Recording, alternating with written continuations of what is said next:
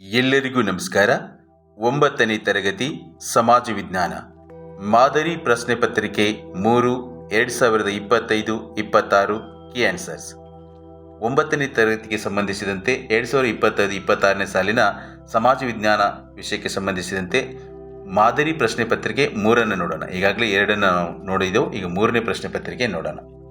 ಈ ಕೆಳಗಿನ ಪ್ರತಿಯೊಂದು ಪ್ರಶ್ನೆಗೆ ಅಥವಾ ಅಪೂರ್ಣ ಹೇಳಿಕೆಗೆ 4 ಆಯ್ಕೆಗಳನ್ನು ನೀಡಲಾಗಿದೆ. ಅವುಗಳಲ್ಲಿ ಒಂದು ಮಾತ್ರ ಸರಿಯಾಗಿದೆ ಅಥವಾ ಹೆಚ್ಚು ಸೂಕ್ತವಾಗಿದೆ.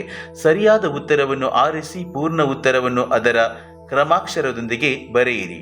ಒಟ್ಟು 8 ಪ್ರಶ್ನೆಗಳು, ಪ್ರತಿ ಪ್ರಶ್ನೆಗೆ 1 ಅಂಕ, ಒಟ್ಟು 8 ಅಂಕಗಳು. ಹಳದಿಘಾಟ್ ಕದನದಲ್ಲಿ ಅಕ್ಬರ್ನಿಂದ ಸೋಲಲ್ಪಟ್ಟ ಅರಸ ರಾಣಾ ಪ್ರತಾಪ, ರಣಜಿತ್ ಸಿಂಗ, ಜೈಸಿಂಗ, ರಾಜಾ ಸಿಂಗ. ಎ. ರಾಣಾ ಪ್ರತಾಪ್. ರಕ್ತ ಮತ್ತು ಉಕ್ಕಿನ ತತ್ವವನ್ನು ಪ್ರತಿಪಾದಿಸಿದವರು Joseph Mazzini, Garibaldi, count Cavour, Bismarck. D. Bismarck. ಇವರನ್ನು ಪ್ರಪಂಚದ ಉಕ್ಕಿನ ಮನುಷ್ಯ ಅಂತ ಕರೀತಾರೆ.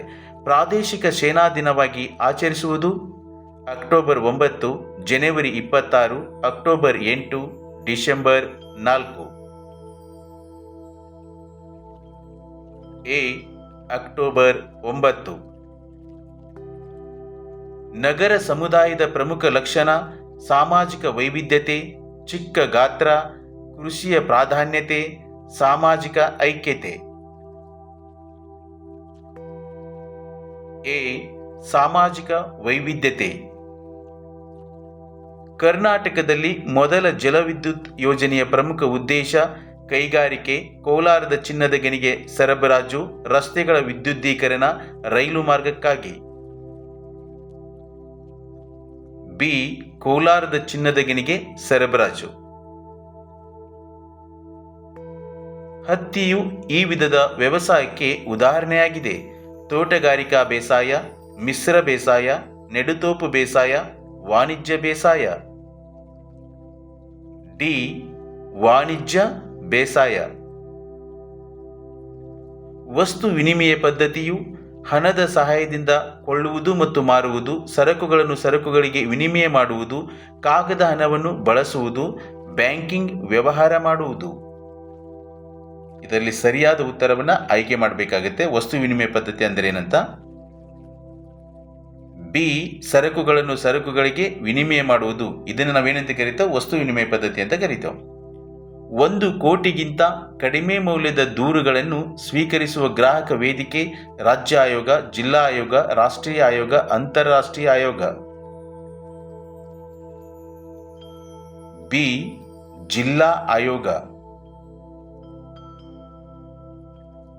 ಈ ಪ್ರತಿಯೊಂದು ಪ್ರಶ್ನೆಗೂ ಒಂದೊಂದು ವಾಕ್ಯದಲ್ಲಿ ಉತ್ತರ ಬರೆಯಿರಿ. ಒಟ್ಟು 8 ಪ್ರಶ್ನೆಗಳು, ಪ್ರತಿ ಪ್ರಶ್ನೆಗೆ 1 ಅಂಕ, ಒಟ್ಟು 8 ಅಂಕಗಳು. ದಕ್ಷಿಣ ದಂಡಯಾತ್ರೆಯ ನೇತೃತ್ವ ವಹಿಸಿದ್ದ ಅಲ್ಲಾವುದ್ದೀನ್ ಖಿಲ್ಜಿಯ ಸೇನಾಧಿಪತಿ ಯಾರು? ಮಲ್ಲಿಕ್ ಕಾಫರ್. ಮಲ್ಲಿಕ್ ಕಾಫರ್. ಅಂತಾರಾಷ್ಟ್ರೀಯ ಸಂಬಂಧ ಎಂದರೇನು? ವಿವಿಧ ದೇಶಗಳ ನಡುವಿನ ಸಂಬಂಧವನ್ನು ಕುರಿತು ಅಧ್ಯಯನ ಮಾಡುವ ಶಾಸ್ತ್ರವನ್ನು ಅಂತಾರಾಷ್ಟ್ರೀಯ ಸಂಬಂಧ ಎನ್ನುವರು. ಮಲೆನಾಡು ಪ್ರದೇಶವು ಜೀವಿ ವೈವಿಧ್ಯತಾ ವಲಯವೆಂದು ಗುರುತಿಸಲ್ಪಟ್ಟಿದೆ. ಏಕೆ? ಇಲ್ಲಿ ಸುಮಾರು 80,000ಕ್ಕೂ ಅಧಿಕ ಸಸ್ಯ ಮತ್ತು ಪ್ರಾಣಿ ವೈವಿಧ್ಯವಿದೆ. ಯಾವ ದೇಶವನ್ನು ನವೋದಯದ ಮಾತೃಭೂಮಿ ಎಂದು ಕರೆಯಲಾಯಿತು? ಇಟಲಿ. ಇಟಲಿ ದೇಶವನ್ನು ನವೋದಯದ ಮಾತೃಭೂಮಿ ಅಂತ ಕರೆಯಲಾಗಿದೆ. ನಿರ್ವಹಣೆ ಎಂದರೇನು? ಒಂದು ಸಂಸ್ಥೆಯ ಚಟುವಟಿಕೆಗಳನ್ನು ನಿರ್ವಹಿಸುವ ಒಂದು ಪ್ರಕ್ರಿಯೆಯನ್ನು ನಿರ್ವಹಣೆ ಎನ್ನುವರು. ಒಂದು ಸಂಸ್ಥೆಯ ಚಟುವಟಿಕೆಗಳನ್ನು ನಿರ್ವಹಿಸುವ ಒಂದು ಪ್ರಕ್ರಿಯೆಯನ್ನು ನಿರ್ವಹಣೆ ಎನ್ನುವರು. ಶ್ರಮ ಎಂದರೇನು?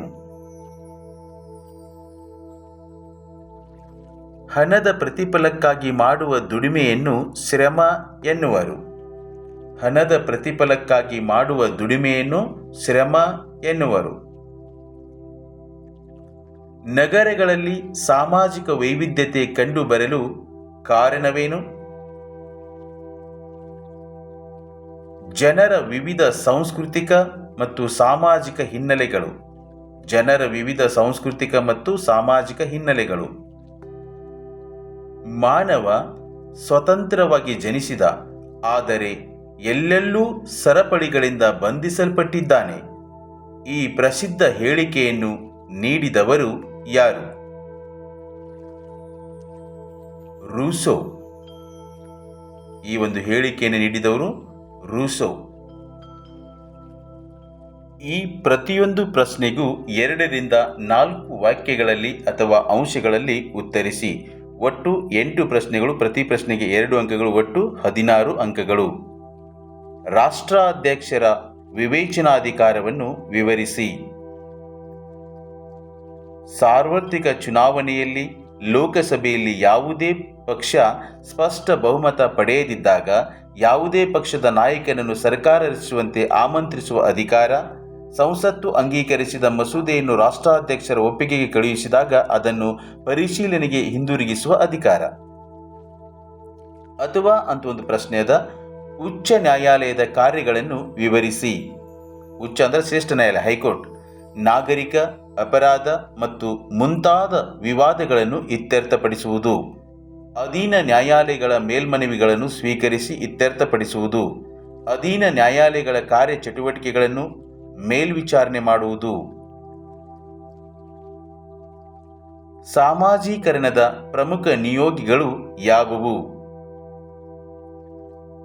ಸಾಮಾಜೀಕರಣದ ನಿಯೋಗಿಗಳು ಕುಟುಂಬ, ಸಮವಯಸ್ಕರು, ಧರ್ಮ, ಶಾಲೆ, ಸಮೂಹ ಮಾಧ್ಯಮ, ನೆರೆಹೊರೆ ಇವೆಲ್ಲವೂ ಸಾಮಾಜೀಕರಣದ ನಿಯೋಗಿಗಳು. ಅಥವಾ ಅಂತ ಒಂದು ಪ್ರಶ್ನೆ ಅದ. ಭಾರತದಲ್ಲಿ ಗ್ರಾಮ ಸಮುದಾಯವು ಮಹತ್ವದ್ದಾಗಿದೆ. ಹೇಗೆ? ಗ್ರಾಮಗಳು ಭಾರತೀಯ ಸಮಾಜದ ಆಧಾರ ಸ್ತಂಭಗಳು. ಕೃಷಿಯ ಪ್ರಾಧಾನ್ಯತೆ, ಸಾಂಸ್ಕೃತಿಕ ಶ್ರೀಮಂತಿಕೆ, ಸಾಂಸ್ಕೃತಿಕ ಮತ್ತು ಐತಿಹಾಸಿಕ ಕೊಡುಗೆ, ಸಾಮಾಜಿಕ ಜೀವನದ ಪೂರ್ಣ ಸಂಘಟನೆ.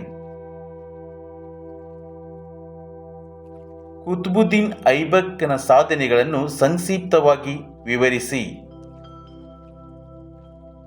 ಮಹಮ್ಮದ್ ಗೋರಿಯ ನಂತರ ಸ್ವತಂತ್ರನಾಗಿ ಆಳಿದನು ಈ ಕುತುಬುದ್ದೀನ. ಭಾರತದಲ್ಲಿ ಗುಲಾಮಿ ಸಂತತಿಯ ಸ್ಥಾಪಕ. ದೆಹಲಿಯಲ್ಲಿ ಕುವತ್ ಉಲ್ ಇಸ್ಲಾಂ ಮಸೀದಿಯನ್ನು ಕಟ್ಟಿಸಿದನು. ದೆಹಲಿಯಲ್ಲಿ ಕುತುಬ್ ಮಿನಾರ್ ನಿರ್ಮಿಸಲು ಪ್ರಾರಂಭಿಸಿದನು. ತಾಜುಲ್ ಮಾಸೀರ್ ಐಬಕ್ನ ಬಗ್ಗೆ ಮಾಹಿತಿ ನೀಡುವ ಕೃತಿಯಾಗಿದೆ. ಇವನ ಬಗ್ಗೆ ಮಾಹಿತಿ ನೀಡತಕ್ಕಂಥ ಕೃತಿ ಯಾವುದು ಅಂದರೆ ತಾಜುಲ್ ಮಾಸೀರ್. ಕರ್ನಾಟಕವನ್ನು ಚಿನ್ನದ ನಾಡು ಎಂದು ಏಕೆ ಕರೆಯುತ್ತಾರೆ? ಉತ್ತರವನ್ನು ನೋಡೋಣ. ಭಾರತದಲ್ಲಿ ಅತಿ ಹೆಚ್ಚು ಚಿನ್ನ ಉತ್ಪಾದಿಸುವ ರಾಜ್ಯ ಕರ್ನಾಟಕ. ಆದ್ದರಿಂದ ಕರ್ನಾಟಕವನ್ನು ಚಿನ್ನದ ನಾಡು ಎಂದು ಕರೆಯುತ್ತಾರೆ.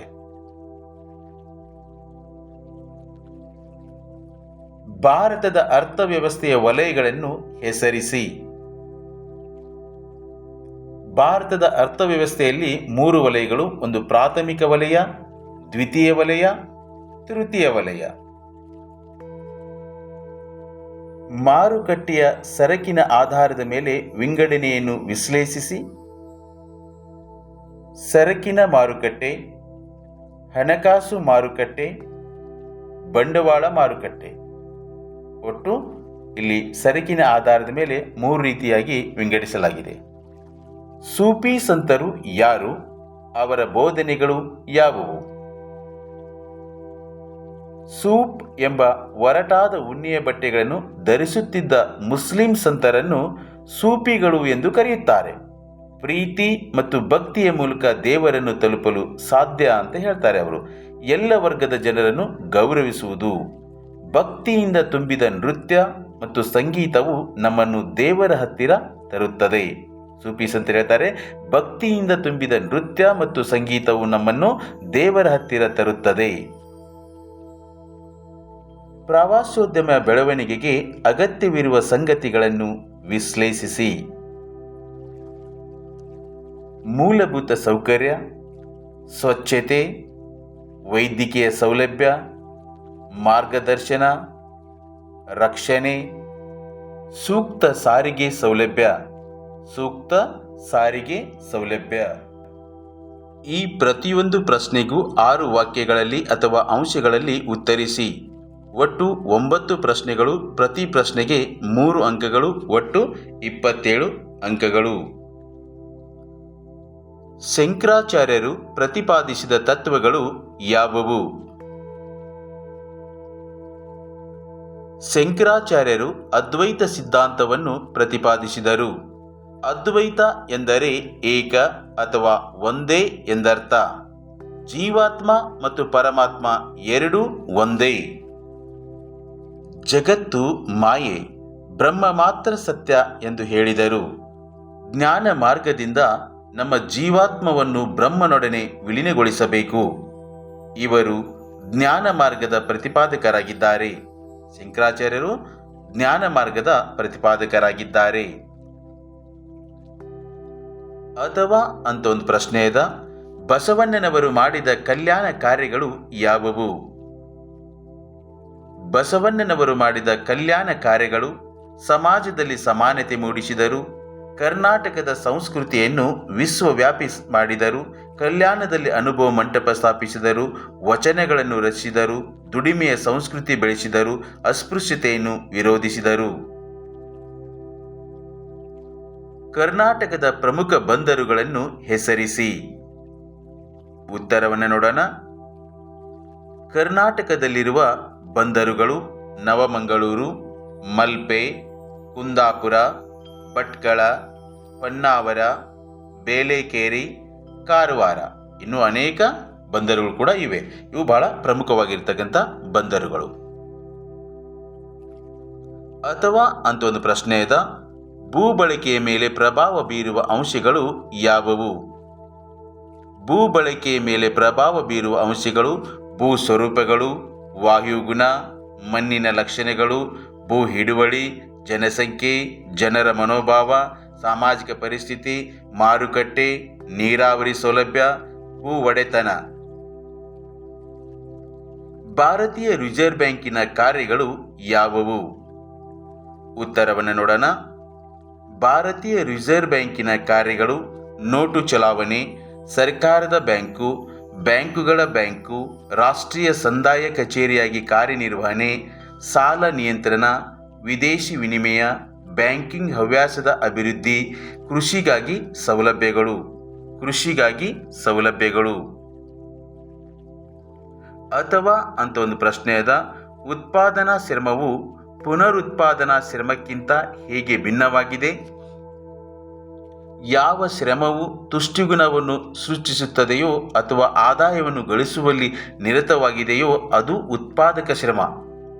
ಪುನರುತ್ಪಾದನಾ ಶ್ರಮವು ಮನೆಯಲ್ಲಿ ನಿರ್ವಹಿಸುವ ಶ್ರಮವಾಗಿದೆ. ಇದನ್ನು ಸಾಂಸಾರಿಕ ಶ್ರಮ ಎಂದು ಕರೆಯುತ್ತಾರೆ. ಇದು ಮಹಿಳೆಯರು ಮನೆಯಲ್ಲಿ ನಿರ್ವಹಿಸುವ ಕೂಲಿ ರಹಿತ ಕೆಲಸವಾಗಿದೆ. ಉದಾಹರಣೆಗೆ, ಮಕ್ಕಳಿಗೆ ಜನ್ಮ ನೀಡುವುದು ಮತ್ತು ಪಾಲನೆ ಮಾಡುವುದು. ನಿರ್ವಹಣೆಯ ಕಾರ್ಯಕ್ಷೇತ್ರಗಳನ್ನು ವಿಶ್ಲೇಷಿಸಿ. ಯೋಜನೆ, ಸಂಘಟನೆ, ಸಿಬ್ಬಂದಿ ಪೂರೈಕೆ, ನಿರ್ದೇಶನ, ಸಂಯೋಜನೆ, ನಿಯಂತ್ರಣ. ಓಕೆ, ನೆಕ್ಸ್ಟ್ ಹೋಗೋಣ.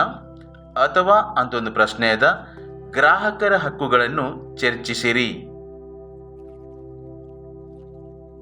ಗ್ರಾಹಕರ ಹಕ್ಕುಗಳು: ರಕ್ಷಣೆ ಹಕ್ಕು, ಮಾಹಿತಿ ಪಡೆಯುವ ಹಕ್ಕು, ವಸ್ತುಗಳ ಆಯ್ಕೆ ಹಕ್ಕು, ವಸ್ತುಗಳ ಬಗ್ಗೆ ಆಲಿಸುವ ಹಕ್ಕು, ಶೋಷಣೆ ವಿರುದ್ಧ ಪರಿಹಾರ ಕೇಳುವ ಹಕ್ಕು, ಗ್ರಾಹಕ ಶಿಕ್ಷಣದ ಹಕ್ಕು, ವಂಚನೆ ವಿರುದ್ಧದ ಹಕ್ಕು. ಇವೆಲ್ಲವೂ ಗ್ರಾಹಕರ ಹಕ್ಕುಗಳು.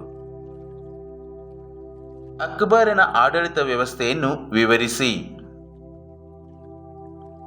ಅಕ್ಬರ್ನ ಆಡಳಿತ ವ್ಯವಸ್ಥೆಯನ್ನು ನೋಡೋಣ. ಕೇಂದ್ರ ಸರ್ಕಾರ, ಪ್ರಾಂತೀಯ ಸರ್ಕಾರ ಮತ್ತು ಪರಗಣಗಳಾಗಿ ವಿಂಗಡಿಸಿದ್ದನು. ಮನ್ಸಬ್ದಾರಿ ಪದ್ಧತಿ ಜಾರಿಗೆ. ಅಕ್ಬರ್ ಕಾರ್ಯಾಂಗದ ಮುಖ್ಯಸ್ಥ. ಆಡಳಿತದಲ್ಲಿ ಸಹಾಯ ಮಾಡಲು ಮಂತ್ರಿಗಳಿದ್ದರು. ಪ್ರಾಂತ್ಯಗಳನ್ನು ಸುಬಾ ಎಂದು ಕರೆಯಲಾಗುತ್ತಿತ್ತು. ಸೈನ್ಯದಲ್ಲಿ ಕಾಲ್ದಳ, ಅಶ್ವದಳ, ಗಜದಳಗಳಿದ್ದವು. ಪೊಲೀಸ್ ವ್ಯವಸ್ಥೆ ಸಮರ್ಥವಾಗಿತ್ತು. ಉತ್ತಮ ಆಡಳಿತ ವ್ಯವಸ್ಥೆಯನ್ನು ತಂದಿದ್ದನು. ಯಾವುದಾದರೂ 6 ರಾಷ್ಟ್ರೀಯ ಪಕ್ಷಗಳನ್ನು ಹೆಸರಿಸಿ. ಭಾರತೀಯ ಜನತಾ ಪಕ್ಷ, ಭಾರತೀಯ ಕಾಂಗ್ರೆಸ್ ಪಕ್ಷ, ಬಹುಜನ ಸಮಾಜ ಪಕ್ಷ, ಭಾರತೀಯ ಕಮ್ಯುನಿಸ್ಟ್ ಪಕ್ಷ, ರಾಷ್ಟ್ರೀಯ ಜನತಾ ಪಕ್ಷ, ಆಮ್ ಆದ್ಮಿ ಪಕ್ಷ. ಆಮ್ ಆದ್ಮಿ ಪಕ್ಷ ಇವೆಲ್ಲವೂ ರಾಷ್ಟ್ರೀಯ ಪಕ್ಷಗಳು. ದೇಶದಿಂದ ದೇಶಕ್ಕೆ ಅರಣ್ಯಗಳ ಹಂಚಿಕೆ ವ್ಯತ್ಯಾಸವಾಗಲು ಕಾರಣಗಳೇನು? ವಿಭಿನ್ನ ಮಣ್ಣಿನ ಲಭ್ಯತೆ, ವಾಯುಗುಣ ವೈವಿಧ್ಯತೆ, ಭೂ ಸ್ವರೂಪ, ಸಮುದ್ರ ಸಾಮೀಪ್ಯ, ಸಮುದ್ರ ಮಟ್ಟದಿಂದ ಎತ್ತರ, ಆರ್ದ್ರತೆ.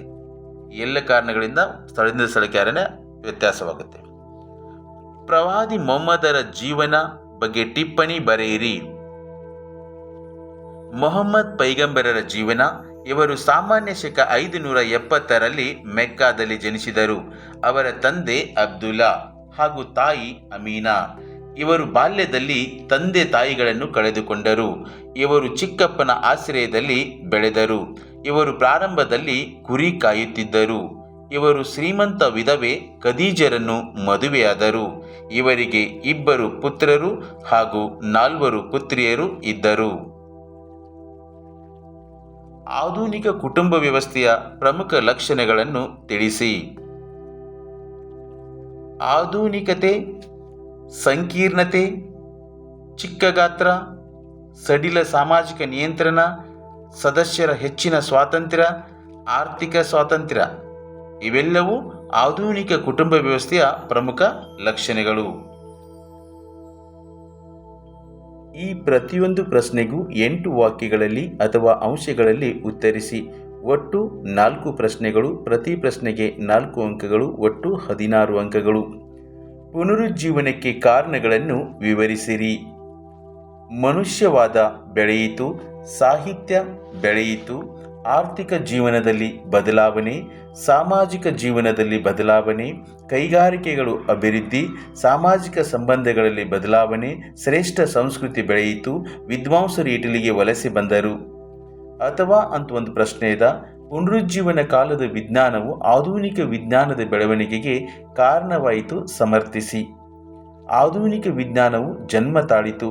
ಹೊಸ ಸಂಶೋಧನೆಗಳ ಪ್ರಕಟ, ಹೊಸ ಆವಿಷ್ಕಾರಗಳಾದವು. ಪ್ರಶ್ನಿಸುವ ಮನೋಭಾವ ಬೆಳೆಯಿತು. ಕೋಪರ್ನಿಕಸ್ಸನು ಸೌರಕೇಂದ್ರೀಯ ಸಿದ್ಧಾಂತವನ್ನು ಪ್ರತಿಪಾದಿಸಿದನು. ಕೆಪ್ಲರನು ಗ್ರಹಗಳು ಸೂರ್ಯನನ್ನು ಸುತ್ತುತ್ತವೆ ಎಂದು ತಿಳಿಸಿದನು. ಗೆಲೀಲಿಯೋ ದೂರದರ್ಶಕ ಯಂತ್ರವನ್ನು ಕಂಡುಹಿಡಿದನು.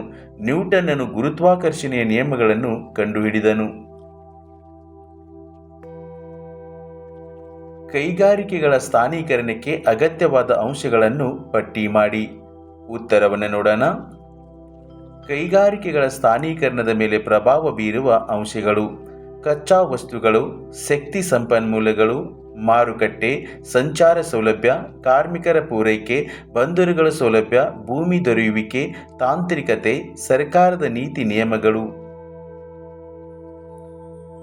ಅಥವಾ ಅಂತ ಒಂದು ಪ್ರಶ್ನೆ ಅದ. ಕರ್ನಾಟಕದ ಕೈಗಾರಿಕಾ ವಲಯಗಳನ್ನು ಪಟ್ಟಿ ಮಾಡಿ.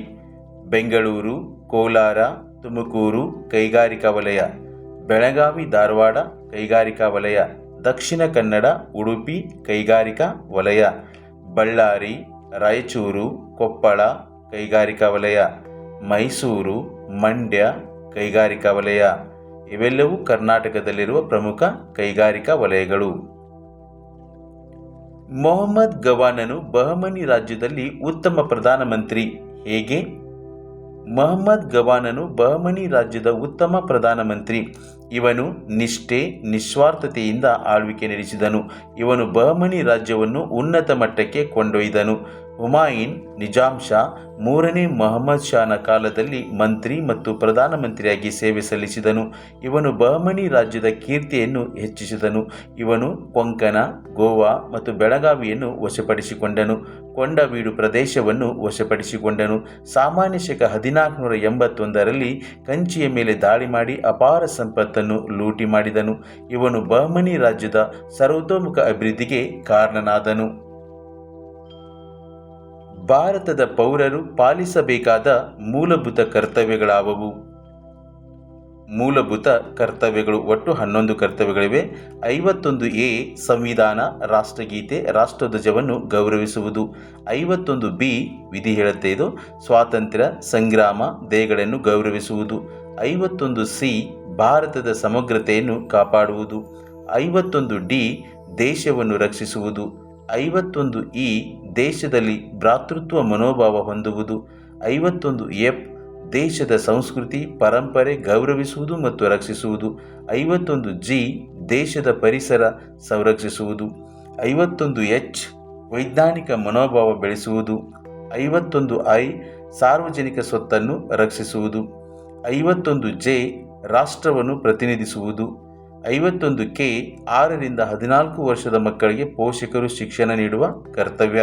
ಇವೆಲ್ಲವೂ 11 ಮೂಲಭೂತ ಕರ್ತವ್ಯಗಳು.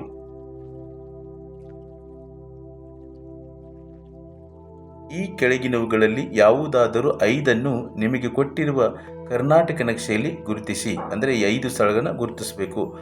10 ಸ್ಥಳಗಳನ್ನು ಕೊಟ್ಟಿರ್ತಾರೆ, 5 ಗುರುತಿಸಿದರೆ 5 ಅಂಕಗಳು. ಸ್ಕ್ರೀನ್ ಮೇಲೆ ನೋಡ್ಬೋದು, ಕರ್ನಾಟಕ ಮ್ಯಾಪ್ ಇದೆ. ಸೊ 10 ಸ್ಥಳಗಳಿದಾವೆ. ಈಗ ಒಂದೊಂದಾಗಿ ಗುರುತಿಸೋಣ. ಓಂ ಬೀಚ್, ನೀವಲ್ಲಿ ಎ ಅಂತ ಗುರುತಿಸಲಾಗಿದೆ ಅಲ್ವಾ? ಸೊ ಅದು ಓಂ ಬೀಚ್, ಗೋಕರ್ಣ ಓಂ ಬೀಚು, ನೀವು ಸ್ಕ್ರೀನ್ ಮೇಲೆ ನೋಡ್ಬೋದು. ನೆಕ್ಸ್ಟು ಆಗುಂಬೆ ಘಾಟಿ, ಆಗುಂಬೆ ಘಾಟಿ ನೀವು ವೀಕ್ಷಣೆ ಮಾಡ್ಬೋದು, ಆಗುಂಬೆ ಘಾಟಿ. ಸೊ ನೆಕ್ಸ್ಟು ಹುಲಿಕಲ್ ಘಾಟಿ ನೋಡಿ, ಅಲ್ಲೇ ಪಕ್ಕದಲ್ಲಿ ಸಿ ಮೇಲ್ಗಡೆ ಹುಲಿಕಲ್ ಘಾಟಿ. ನೆಕ್ಸ್ಟು ಕರ್ನಾಟಕದ ಮ್ಯಾಂಚೆಸ್ಟರ್ ದಾವಣಗೆರೆ, ಕರ್ನಾಟಕದ ಮ್ಯಾಂಚೆಸ್ಟರು ದಾವಣಗೆರೆ. ನೆಕ್ಸ್ಟು ನಂದಿಗಿರಿಧಾಮ ಚಿಕ್ಕಬಳ್ಳಾಪುರ ಜಿಲ್ಲೆಯಲ್ಲಿ ಬರುತ್ತೆ, ಈ ಅಂತ ಗುರುತಿಸಲಾಗಿದೆ, ಅದು ನಂದಿಗಿರಿಧಾಮ. ನೆಕ್ಸ್ಟ್ ಮುಳ್ಳಯ್ಯನಗಿರಿ ಎಫ್ ಅಂತ ಗುರುತಿಸಲಾಗಿದೆ, ಚಿಕ್ಕಮಗಳೂರು ಜಿಲ್ಲೆಯಲ್ಲಿ ಬರುತ್ತೆ, ಕರ್ನಾಟಕದಲ್ಲಿ ಅತಿ ಎತ್ತರವಾದ ಶಿಖರ ಇದು. ನೆಕ್ಸ್ಟು ಬೆಳಗಾವಿ, ನೀವು ಮೇಲ್ಗಡೆ ಜಿ ಅಂತ ಗುರುತಿಸಲಾಗಿದೆ, ಅದು ಬೆಳಗಾವಿ, ಸ್ಕ್ರೀನ್ ಮೇಲೆ ವೀಕ್ಷಣೆ ಮಾಡ್ಬೋದು. ನೆಕ್ಸ್ಟು ವಿಜಯಪುರ, ಗುಮ್ಮಟಿ ನಗರಿ ವಿಜಯಪುರ, ಎಚ್ ಅಂತ ರೆಡ್ ಕಲರ್ಲಿ ಗುರುತಿಸಲಾಗಿದೆ, ವೀಕ್ಷಣೆ ಮಾಡ್ಬೋದು. ನೆಕ್ಸ್ಟ್ ಶಿವನ ಸಮುದ್ರ ಐ ಅಂತ ಗುರುತಿಸಲಾಗಿದೆ, ಕರ್ನಾಟಕದ ಕೆಳಭಾಗದಲ್ಲಿ ನೋಡಿ, ಇದು ಕಾವೇರಿ ನದಿಯ ಜಲಪಾತ ಶಿವನ ಸಮುದ್ರ. ನೆಕ್ಸ್ಟು ಜೈ ಕಾವೇರಿ ನದಿ, ಜೆ ಅಂತ ಬರೆದ್ಬಿಟ್ಟು ನದಿನ ಆ ರೀತಿಯಾಗಿ ಮಾರ್ಕ್ ಮಾಡಬೇಕಾಗತ್ತೆ, ಡೈರೆಕ್ಷನ್ ತೋರಿಸಬೇಕಾಗತ್ತೆ ನದಿಗಳನ್ನು, ನೀವು ವೀಕ್ಷಣೆಯನ್ನು ಮಾಡ್ಬೋದು. ಈ ಒಂದು ಕರ್ನಾಟಕ ನಕಾಶೆಯಲ್ಲಿ ಈ ಎಲ್ಲ 10 ಸ್ಥಳಗಳನ್ನು ಸರಿಯಾಗಿ ಗುರುತಿಸಲಾಗಿದೆ.